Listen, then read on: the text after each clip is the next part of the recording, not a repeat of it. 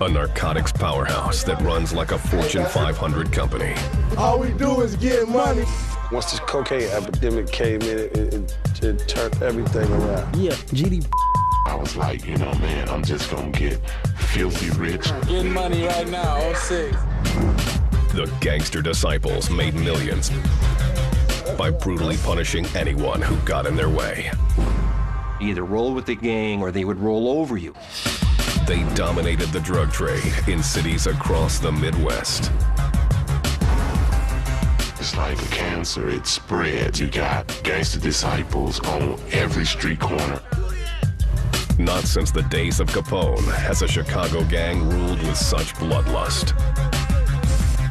They only had one or two objectives: to sell drugs or hurt people.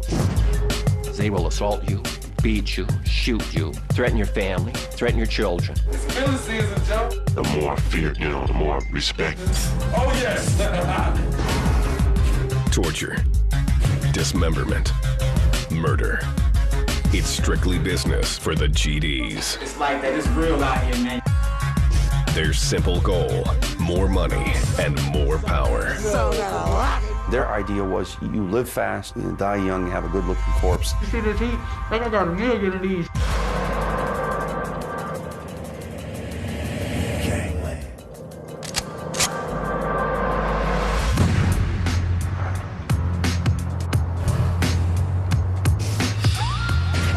Milwaukee,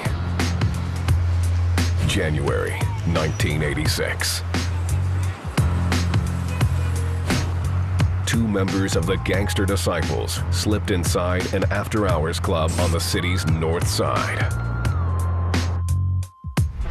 21-year-old Stan Cole led the way down to the basement, carrying a brown paper bag filled with almost $23,000 in cash.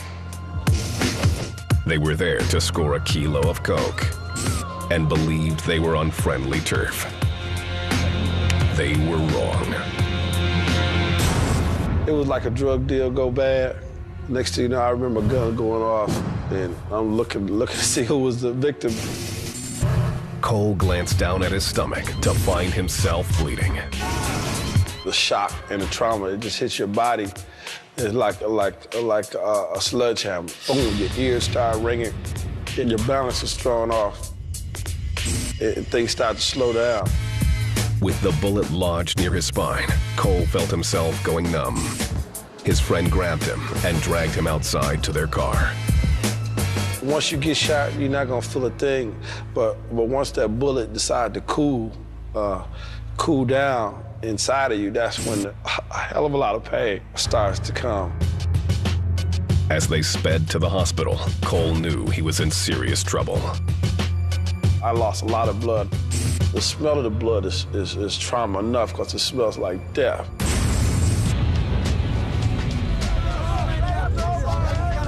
Nothing speaks louder than bullets and Benjamins in the gangster underworld. And no other gang in Chicago, Milwaukee, or Detroit earns more cash Man, we get a little money, man. than the Gangster Disciples, one of the most powerful crime organizations in the Midwest. The GDs built a drug empire that at its height racked up more than $100 million a year.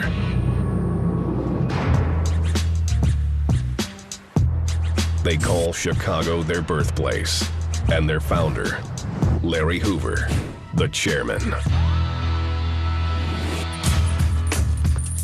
This former GD, who we'll call Q, is currently behind bars on a weapons charge.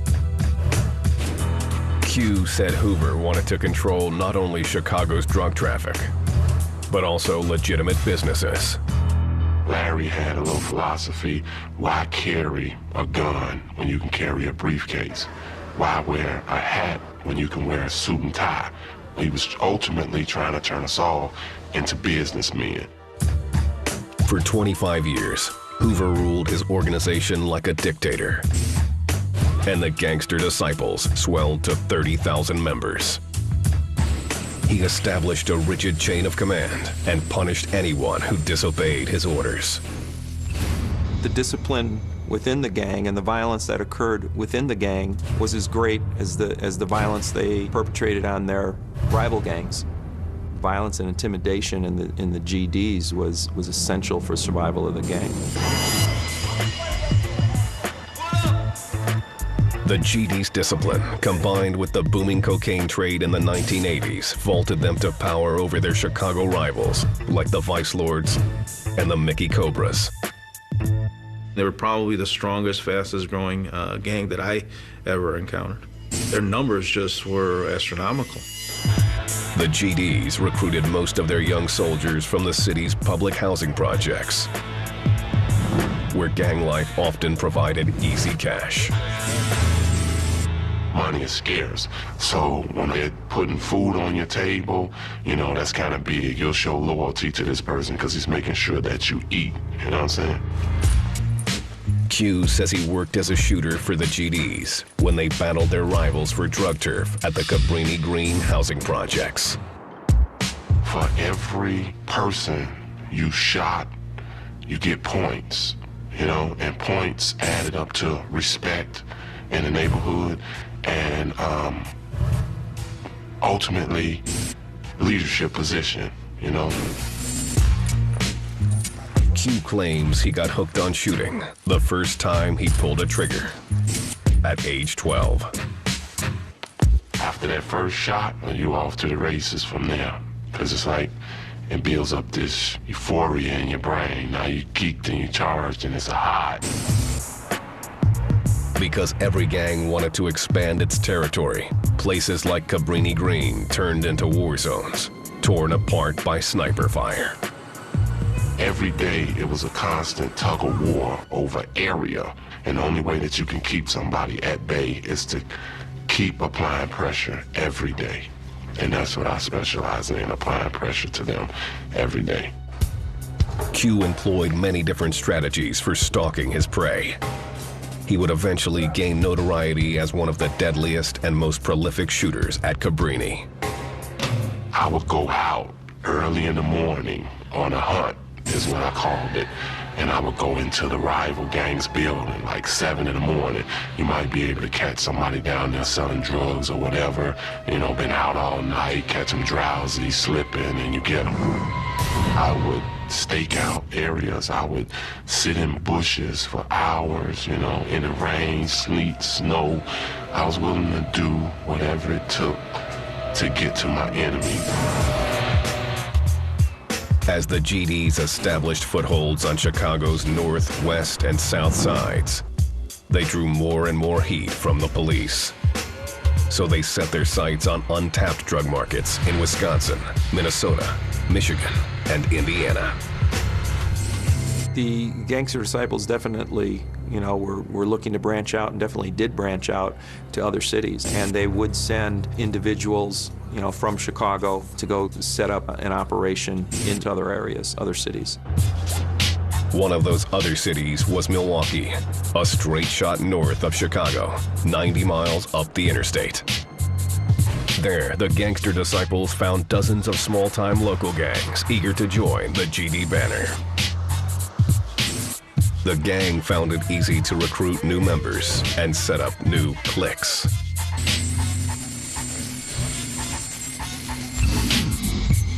I was introduced to a lot of little new jack GDs, as I call them, in Milwaukee. They think this is something y'all been doing for years, and I want to be a part of it. I like the fancy cars. Interior dead down. I like the jewelry. I like all the women that y'all got. I'm a monster. Everybody wants to be a part of the clique, and it just spreads like cancer. As the Gangster Disciples spread out from Chicago, they became known as public enemy number 1. You dig? You come through this, you get whopped, you dig? Their unmatched success was driven by multi-million-dollar drug sales and brute force. They were ruthless. There was total disregard for human life. Whatever it took to make money. Sound out of sound. Gonna watch ourselves.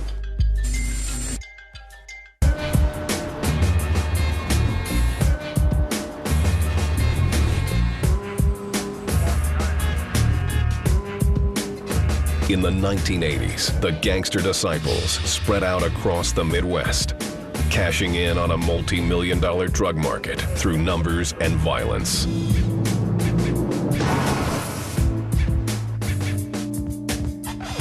This gang powerhouse had started more modestly when in 1966, gangster David Barksdale founded the Black Disciples on Chicago's South Side. The Disciples were a small but lucrative drug ring.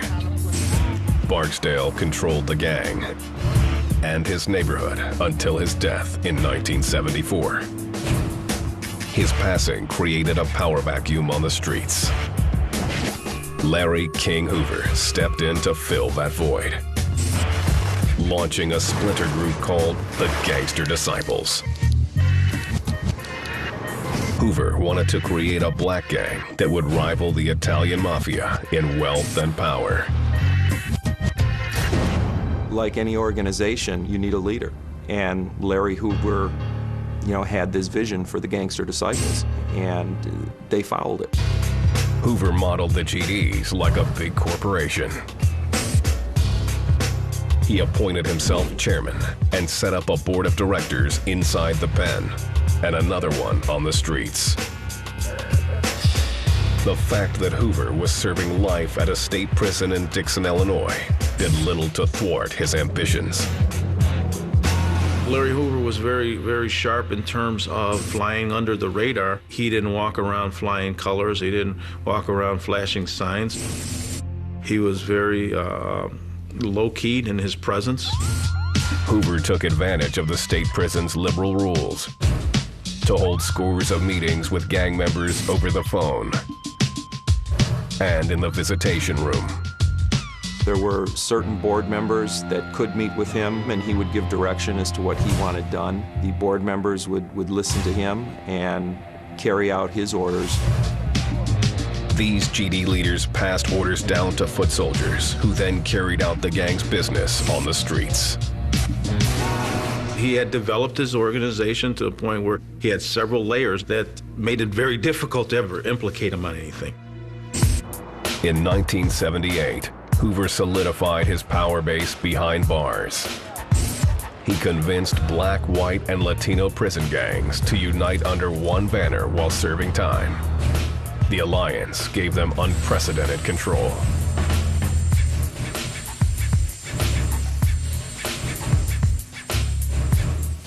Hoover called it the Folks Nation. Hoover got them together and made all of them drop the flags that they were with and become just one gang. With his power inside cemented, Hoover flexed his muscle on the streets. He imposed a tax on all drug sales made on GD turf. In exchange for the right to sling dope, dealers had to share 70% of their earnings with the GD leadership. Hoover's enforcers made sure that everyone paid up. We had to pay dues, you know what I'm saying? Every week they said that this money was going to be used to buy guns, clothing, pay rents, lawyers, things of that nature. In the late 1980s, the explosive rise of crack cocaine transformed Hoover's organization into a drug empire. The GDs amassed yearly profits in the tens of millions of dollars. But they always wanted more, snatching up drug turf from rival gangs. That's why there was so much violence, because they tried to acquire as much territory as they could in order to sell the narcotics and generate more revenue.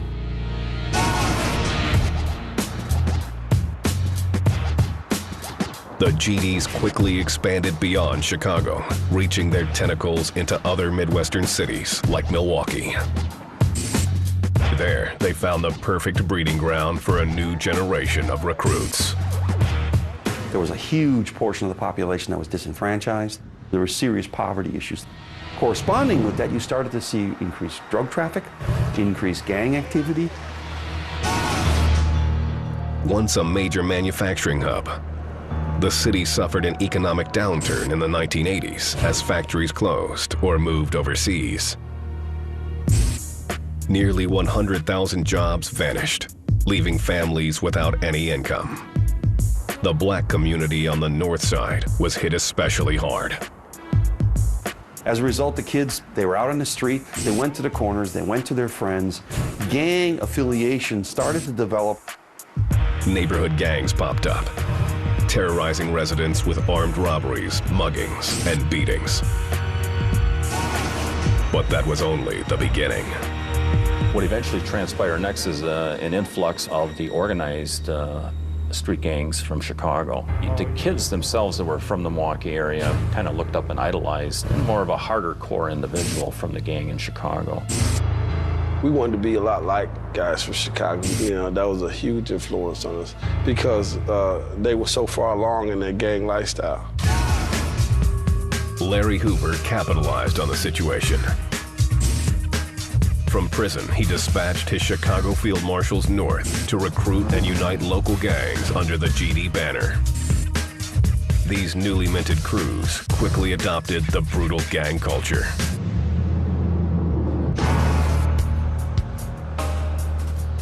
Dane County, Wisconsin, February 1991. We've got an actual crime scene out here, okay? We've got a female badly beaten and partially decomposed. Been here for quite some time. Doris Ann McLeod, a 16-year-old from Illinois, paid a steep price for associating with the GDs.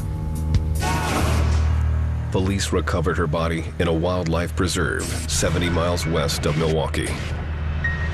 She had massive trauma to her sternum area, massive trauma under her neck and to her chin, and there was a puncture injury to her throat, which was the likely cause of death. McLeod's killer had also raped her and chopped off her hands. Police investigators learned that McLeod was a runaway who had recently hooked up with a 26-year-old gangster disciple named Joseph White. White had started up a new GD clique in Milwaukee. Police say he had recruited the teenager to work for the gang as a prostitute. Joe was going to be the head of this clique, and Doris was going to be his D-queen. He bragged about the fact that he had this snow bunny, meaning a young white girl, that he felt he could make a lot of money with. She had the responsibility for making money by prostituting herself and having sex with other gang members. Police suspected White was involved in her slaying. As we began to interview, people would refer to Joe as Most, or the Most standing for Minister of Severe Torture. When detectives searched White's house for evidence, they discovered a handwritten book of GD rules.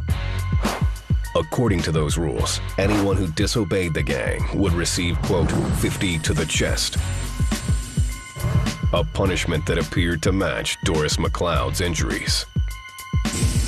And that certainly was consistent with the trauma that we saw on Doris. Her whole upper chest plate was involved in that type of beating.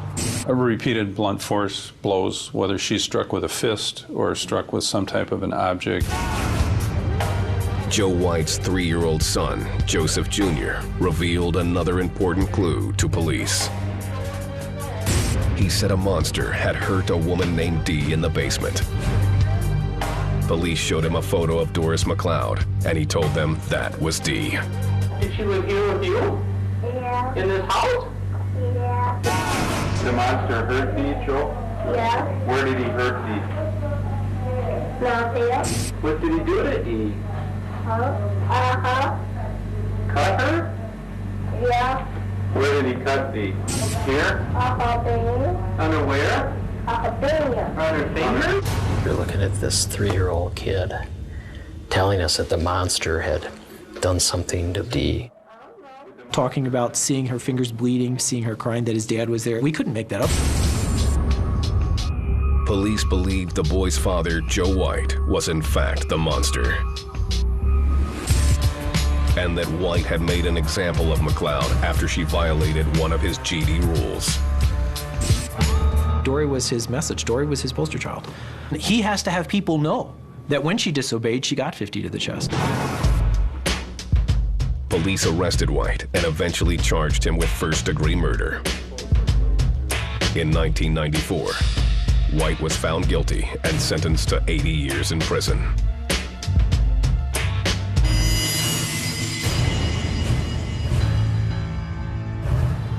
The GD-style justice doled out to McLeod was part of a wave of gang crime crossing the Midwest.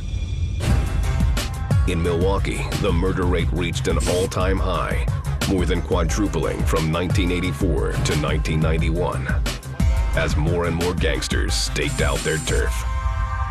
Many of them were suspected of homicides, brutal beatings.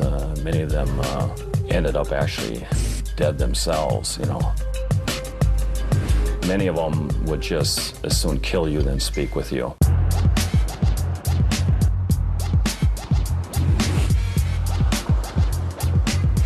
GD to the world, know what? Hey, free Larry Hoover, man. During the 1980s and 1990s, the gangster disciples spread from one Midwestern city to the next. They spilled blood in the streets from Chicago to Milwaukee, Minneapolis to Detroit, Indianapolis to Des Moines. Authorities learned to identify them by their universal symbols: a 6-pointed Star of David and a 3-pointed devil's pitchfork.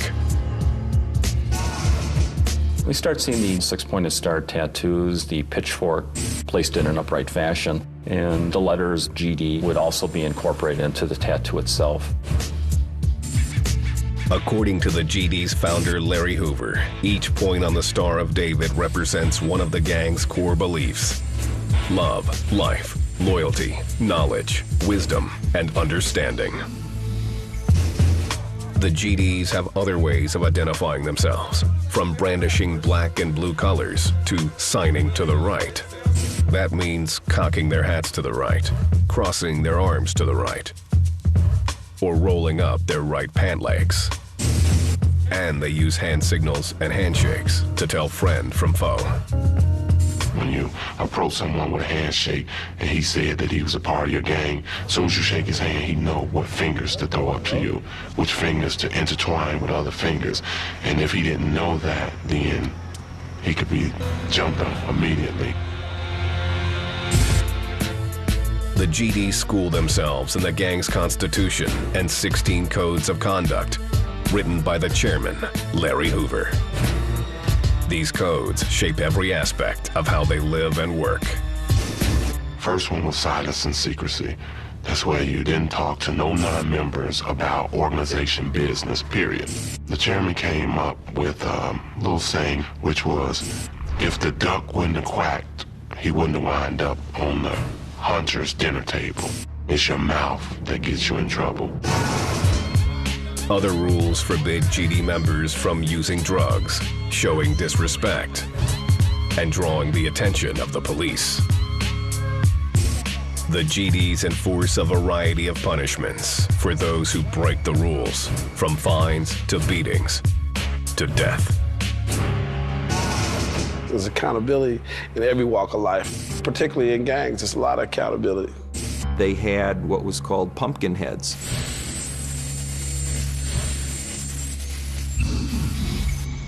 There was torture of individuals where they would take them into the basement of a building, heat a curling iron and burn the individual, and then pour salt onto the burn.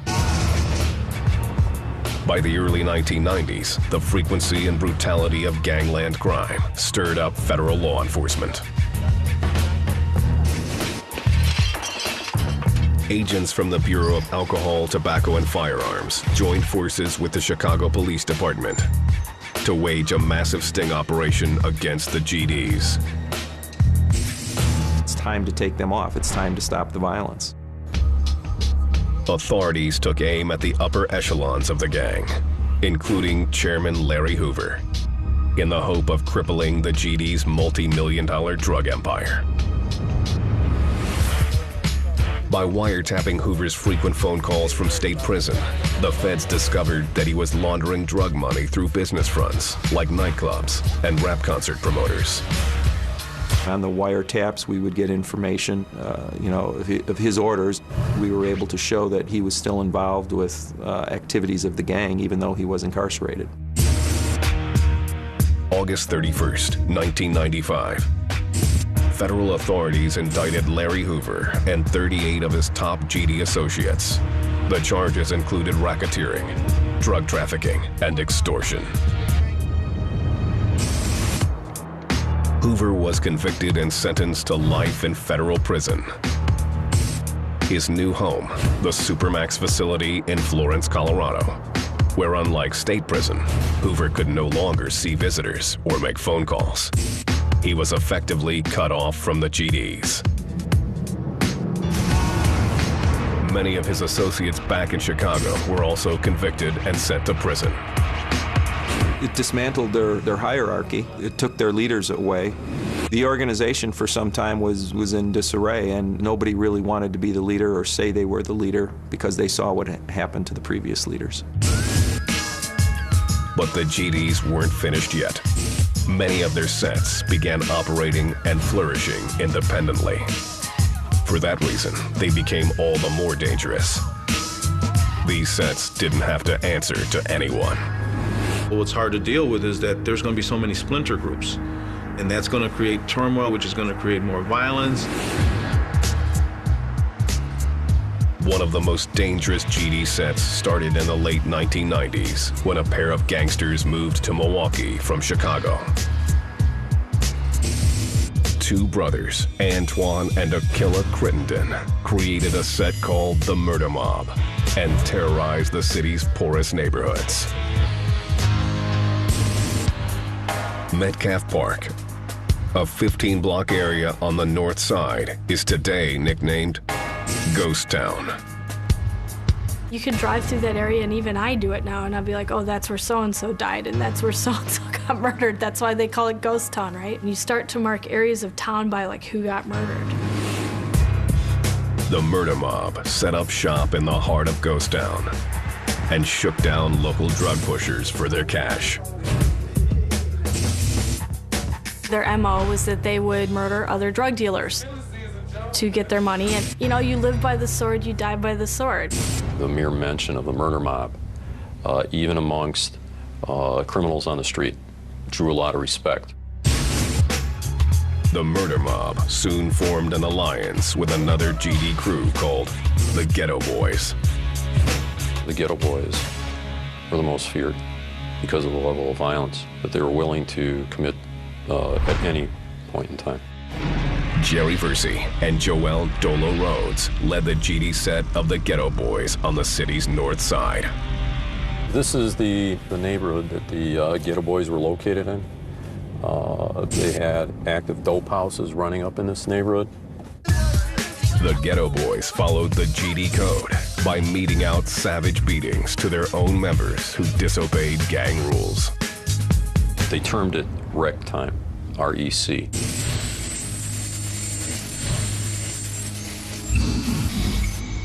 When you made a mistake in the commission of a crime, someone would indicate that it was rec time and you would be beaten. It was a way of keeping internal discipline within the gang.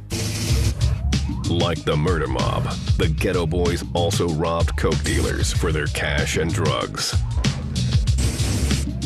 In the summer of 2001, they put the squeeze on a dealer named Charnel Hicks. Where we're at right now is on 33rd and Center. This is the crime scene location for the Charnel Hicks kidnapping. On August 7th, Joel Dolo Rhodes and 5 other GD members forced Hicks inside a car wash they owned in Metcalf Park. First, they stripped him naked, tied him to a chair. Joel Rhodes instructed them to put a motorcycle helmet over the head of Charnel Hicks. The thugs ordered Hicks to tell them where he was hiding his dope. When Hicks refused to sing, they clubbed him with a baseball bat and burned him with cigarettes. The victim was then shot in the foot. The victim was in immense pain. Then, all but one of the gang members, Charles Bishop, left the car wash. Bishop dozed off, and Hicks seized the chance to untie himself and escape. It was brutal. If you saw the pictures of the victim, it was pretty bad. Bishop would eventually pay the price for his negligence. 3 ghetto boys were ordered to beat him. It was wreck time. Once again, there's a punishment meted out if you screw up. And that's the difference with gang members. Gang members will actually take the punishment because it's part of the thug lifestyle. Ghost Town spiraled out of control as the GD sets of the murder mob and the ghetto boys waged open warfare with rival gangs throughout 2001. Drive-by shootings became the norm, and residents found themselves caught in the middle. Milwaukee police, together with federal investigators, responded in March 2002 by arresting 16 members of the gang. Topping that list were leaders Jerry Bursey and Joel Rhodes. Indictments for the 16 ghetto boys included racketeering, drug trafficking, arson, kidnapping, and murder charges. After that day, for all intents and purposes, violence stopped. However, the root of the GD violence remained. Ghost Town was as poor as ever, and joining a gang to sell drugs offered many young men a shot at survival. The crack epidemic fueled the fire, so to speak. The business of the gang was to make as much money through narcotics, and nothing was going to stop them.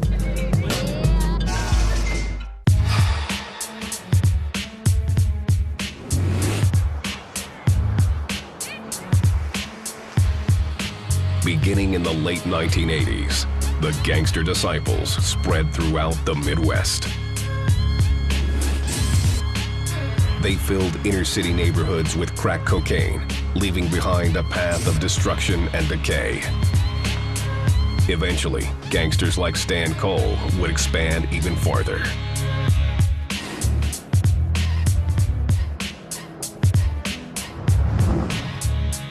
Cole was part of a GD set called the 27s, named after their hunting ground, 27th Street in Milwaukee. As a GD, Cole had proved his worth in street fights with rival gang members. A lot of times when it was time to get into other gangs, I was the first one up to the plate to fight. So a lot of times it was just about set it up, be the first one to throw a punch or the first one to initiate something. It shows your bravery. Cole had quickly moved on to selling drugs. I don't know what hit the scene first, the drugs or the movie Scarface, but when they both hit the scene together, it was tremendous. The cocaine epidemic came in, it turned everything around. As the drug money soared in Milwaukee, so did the murder rate. In January 1986, Cole found himself close to becoming just another homicide statistic. With a gunshot wound to his abdomen after a drug deal gone bad, he fell unconscious and started flatlining. I was having nightmares of people pulling at me. I don't know which direction, heaven or hell, but a lot of them was pulling on me. I remember a nurse or a doctor standing over me, rubbing the electrodes together, trying to restart my heart. The doctors resuscitated Cole, and he underwent massive surgery for the bullet lodged near his spine, but slipped into a coma. I got shot in January. I woke up in August. It was very dramatic for me because I was like 220, solid, young guy. You know, and I woke up, I was 145 with a trach. A bullet can take a lot out of a person. Cole eventually made a full recovery. By then, his resolve had hardened. He vowed he would never drop his guard again. Instead, he would become the baddest, most violent, and most ruthless GD he could be. You sit there in the hospital, you smell blood for months. It changed you. It made a huge difference in me psychologically because I had a shooter's mentality after that. Cole moved his drug operations down to Racine, a small city located between Milwaukee and Chicago. Many GDs had begun tapping into a virgin drug market here, much to the dismay of local authorities. They weren't even afraid of the police. The normal assumption is that if the police rolled through a neighborhood, that they would either stop their drug dealing or run away if they thought they're not these guys. They would just flash the gang signs and sort of wave at you and say, okay, challenge me. You try to catch me, we know what we're doing. We're in control. This is our neighborhood. Y'all out here, Racine bound. You know how we doing it, man. Racine police quickly ID'd the new thugs in town, including Stan Cole and brothers Norzel and Reginald Pittman. We knew that the Pittmans and Stan Cole were pretty tough characters. They weren't afraid to shoot up an area, use guns, display guns, threaten people. It wasn't long before the Racine police caught up with the gangsters.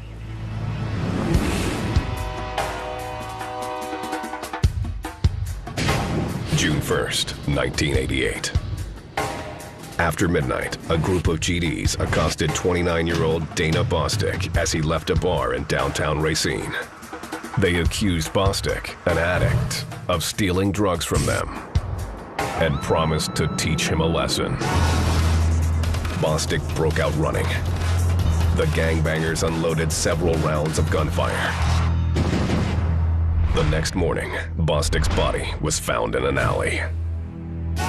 Dana Bostic was probably one of the first murders in the city of Racine that was truly gang-related. And you would think that little Racine, Wisconsin was not that type of place where you would have people gunned down, gangland style. Investigators tracked down eyewitnesses who identified the Pittman brothers and Stan Cole as suspects in the shooting. All three were arrested and charged with murder. Cole maintained his innocence, arguing that it had nothing to do with Bostic's death. The jury didn't buy it. In 1989, Stan Cole was convicted and sentenced to life in prison. It was unjust because at the time they was basically finding me guilty by association. I'm a GD, I be with GDs, I hang with GDs. Yeah, I'm a drug dealer, but in that particular case, I was not a murderer. 3 years later, a judge declared a mistrial, ruling that prosecutors had withheld evidence from the defense. Rather than gamble on a new trial, Cole cut a plea deal, agreeing to serve 6 more years. After nearly a decade behind bars, Cole was ready to once again take on the streets of Milwaukee.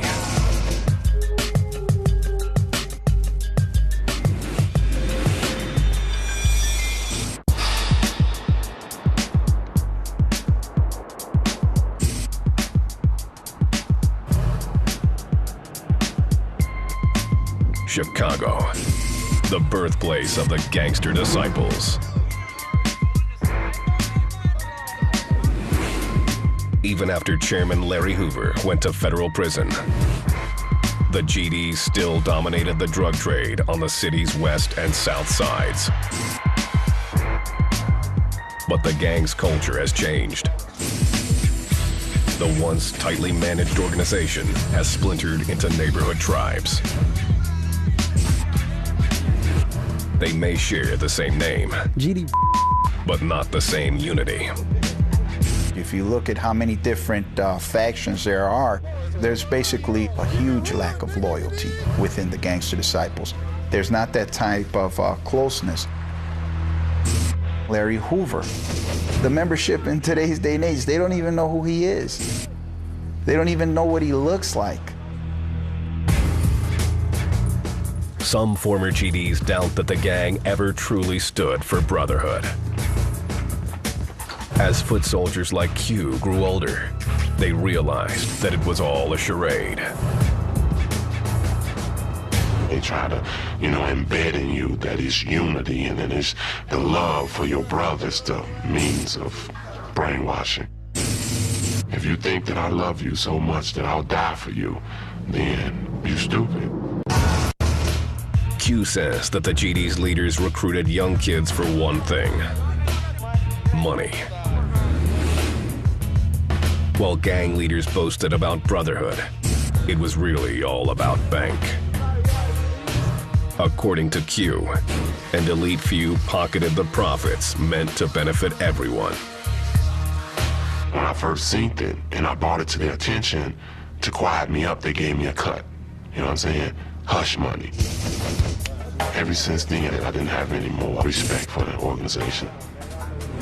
They could care less about you. They will throw you aside when you are no longer useful. Inevitably, it just boils down to money. Nothing else matters. In 1999, former GD Stan Cole left prison a changed man. He returned to Milwaukee and began working in gang outreach. He opened a barbershop and hired teens to keep them off the streets. A lot of those people that's working in my barbershop, 9 times out of 10, if they weren't working with me, they probably try to be in your living room with a gun or something. So I'm helping, I'm trying to give back. And because of what I've been through and because of the path God put me on, I'm able to help more people. Despite going to prison and almost dying for his gangster lifestyle, Cole says he has no regrets about joining the GDs when he did. Being a 12-year-old, being homeless, those are the people that told me love. Those are the people who fed me. Those are the people that gave me a warm bed. I always remember that. And now I reach out. I'm raising a lot of the GD's kids that I grew up with. I share the burden to help raise these kids. It's really ironic now having to get out and try to clean up. Those trying to help Milwaukee's next generation of poor young black men face an uphill battle. In some areas of the city, despair is normative. If you talk to gang members, young people who are, let's say they're 14, 15, 16, and you ask them, where do you see yourself at 30? They laugh. They don't see themselves living to 30. It's killing season, Joe. Larry Hoover, police. The saga of the GDs continues, reaching far and wide. The gang is no longer just a Midwestern phenomenon. They've gone national. Authorities report that the GDs have expanded their drug and gun trafficking operations to more than 40 states. It's happening in Atlanta, North Carolina, Georgia, New York. I can't conceive that there's one state that you can talk to a law enforcement officer and they're not going to be aware of the gangster disciples. I talk to people that are in the process of venturing out to other parts of the country because they say it's sweet. It's getting crowded in Chicago. If you're gonna make any money, you gotta venture out. We're a powerful street gang, and I see that for some time to come. And as any former GD will tell you, the allure of gangster life always produces the same results. Wherever it spreads, it becomes a self-fulfilling prophecy. Street soldiers believe that this is the easy way to make money, gain prestige, power, and control. But for the most part, they never make it. Somewhere along the line, they assault someone, or they beat up the wrong guy, or they get shot. They never make it. They're never successful. Either you're gonna spend the rest of your life in jail, or you're gonna be dead. And I can guarantee you that. Play that game, sink it from the beginning to the end. And it always ends the same way. Locked up or dead.